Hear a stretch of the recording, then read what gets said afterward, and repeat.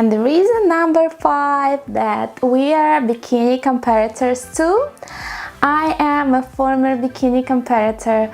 Right now I'm taking some time off as I am a brand new mom and currently enjoying my newborn son, and my main focus in life is my family and my Vicky Rose Fit bikini brand.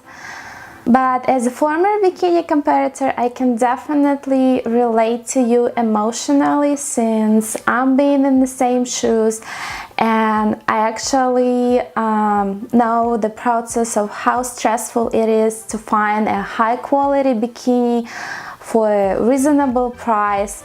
One of the problems for me personally as for a competitor was to find a hard molded cup with a push-up, because I have a natural bust, and at the beginning of my competition I had a full C, but since my my fat percentage went down, I actually lost all of my girls, and from full C I went to an A size. Sad, but it is what it is.